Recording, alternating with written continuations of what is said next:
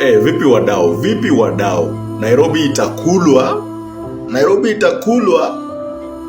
Haja mawili wakichukua hii seat. Moses Kuria na Aladwa. Kwa Nairobi inakuwa na shida gani? We can attract positive leaders. Leaders wenye wanaweza tupeleka mbali. You know? Look at this. Aladwa na Moses Kuria, who has like auctioneers all over his whatever. And Aladwa vile amebomoa Makongeni pale. But mimi naona big deal hapa hivi. Ni kama Kasongo anataka kudivide Nairobi kura liwe liwalo. Liwe liwalo. Hakuna venye msawa DCP atawini. Kwa Aladwa atachukua Waluya, Moses Kuria achukue Mount Kenya kiasi Nairobi. Sakaja atabaki tu pale akisema.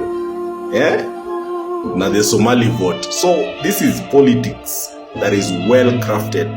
Mnaonaje hii story? Asa wawili wanafaa kwa leadership wa Nairobi kweli? Anyway, tuongee baadaye. Hold up selector. I was about to forget about this thing, but hapana, leo tu ikarudi kwa akili yangu. Let us look at Nairobi, because Nairobi is our business. It's the capital city of this nation.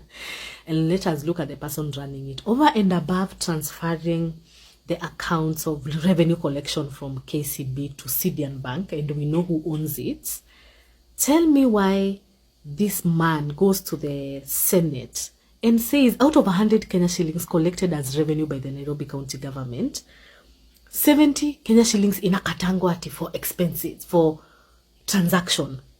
So 30 bob ndio inaenda kuserve watu wa Nairobi out of 100. 70 bob inatoka. Haizi explain na kufanya nini? Shareholder wa hiyo 70 bob, nani anachukuanga hiyo 70 bob? From every 100 Kenya shillings that any person from Nairobi County government pays as revenue, whatever is collected in that system of 70 bob inaenda. Mwanangu, hii sasa ingekuwa Nairobi CBD. Hii ingekuwa Nairobi by the way. Hii kama hii nayo huwezi ona Kenya. Lakini kama watu wa Nairobi wenyewe waliamua Sonko ni bora kuliko Miguna, huwezi ona hii majamaa. Na kama watu wa Nairobi pia waliamua Kidero ni bora kuliko Miguna, huwezi ona vitu kama hizi Nairobi. Unajua Miguna is one politician who is experienced and a lawyer who has a taste for development and the only non-corrupt politician in Kenya. Kama hii huwezi ona Kenya kama bado unafikiria Ruto is going. Yeah, and you're gonna win it. Yeah.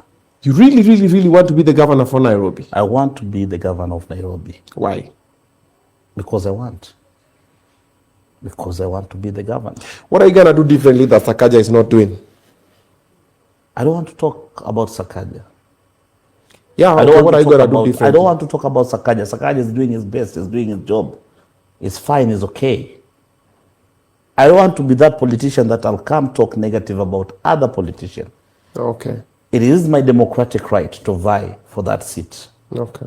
But I don't want to become a snitch or to become someone that huyu hajafanya, mimi nataka kukua kwa sababu huyu hajafanya. Sakaja amefanya.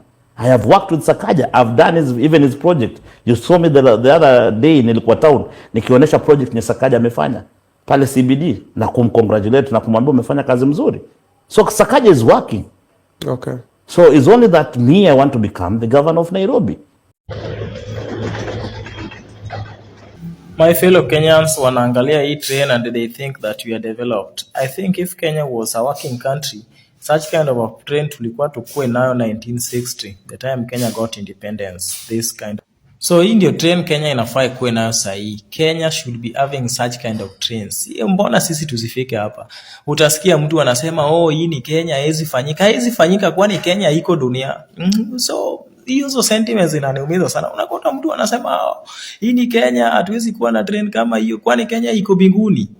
Other countries are in the world the same as Kenya. It is only that Kenya corruption inatumiza. Na corruption yenye iko Kenya, it is a systematic corruption. It is a corruption that is being tolerated by the government of the day. So Ruto akihang tu mtu corrupt moja, tuseme tu Ruto amue ahang hata YT tu. Nobody will be corrupt. Hang tu watu 5 corrupt. Then you will see corruption ending in Kenya.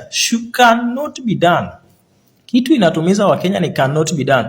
And cannot be done should not be the language of a country with vision and a country with dream. Cannot be done should not be the language of a country that wants to develop.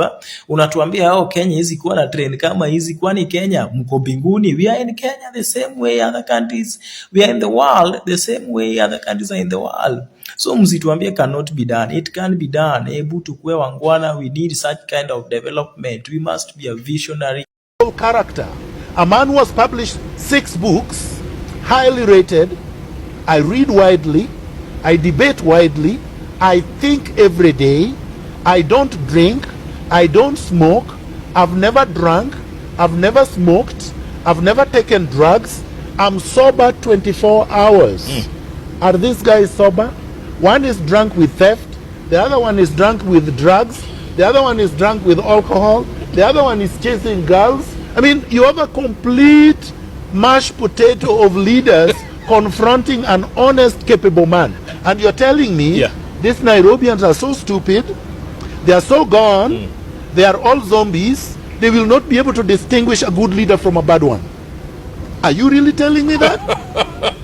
But what I'm telling you is, this place, they vote not with their hearts, but with their stomachs. That is not true. And I'll give you a few examples, because these examples I've given.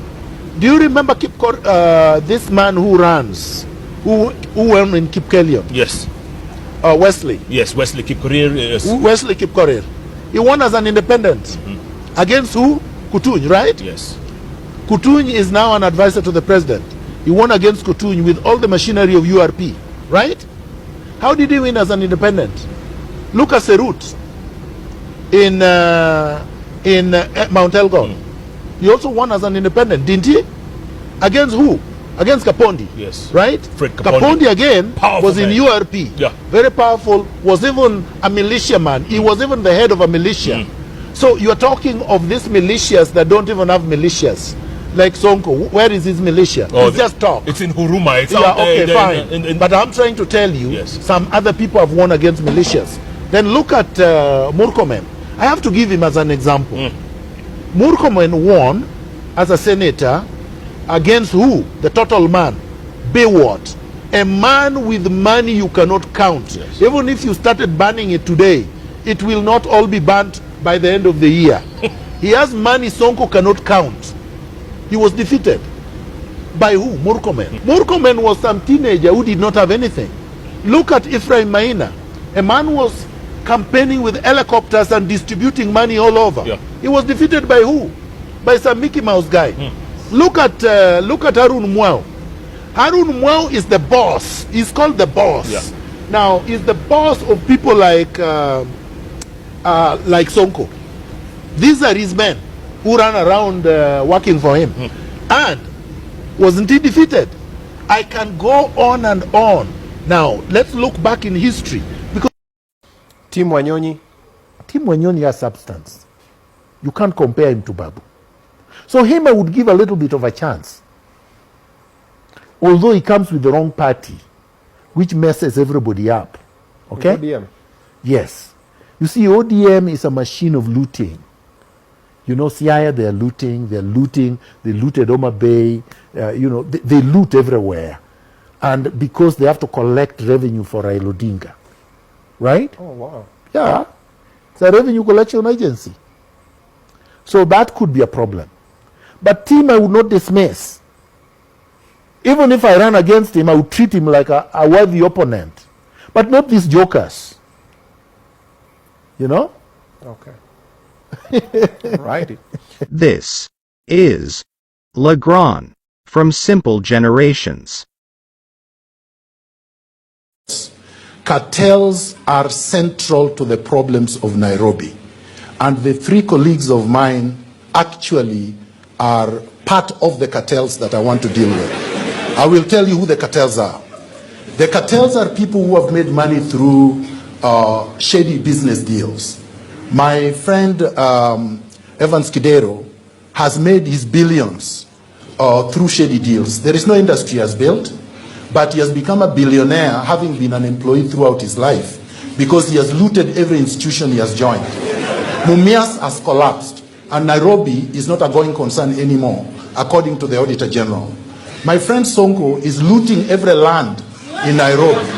He has a criminal record from Mombasa, where he was jailed because of fraud, forgery, and drug dealing. Then he ran away from jail. So he's a cartel because he has a criminal record.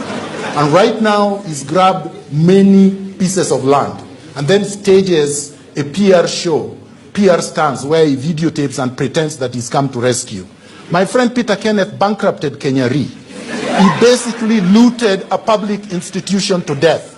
And when he was in Gatanga, he never promoted a motion in parliament, never sponsored a bill, never chaired a committee of parliament. Then here he is saying we need a manager. Nairobi need a leader, not a manager. I will hire managers to deal with different sectors, competent, ethical managers. And these three represent the worst of our country, where you make money in shady deals, and because of those money, that money that you've made, and because you can give handouts, you are considered a manager. A manager of corruption is not a leader. Let me explain this, Jeff. Jeff, you're going to allow me to explain this. I am going to explain it. The brown envelope journalism is destroying the country. Because what it is doing, it is fostering incompetent, mediocre people at the top of society. These mediocre people will go and loot billions of Kenyan taxpayers' money.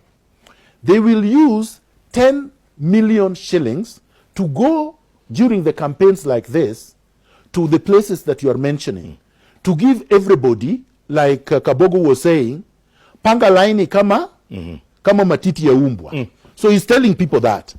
Then he gives them 200. No, he did. And the media carried it. Once he does that, you broadcast it, how he's all over the place. But you don't focus on Miguna, because Miguna will never give you anything because he did not steal.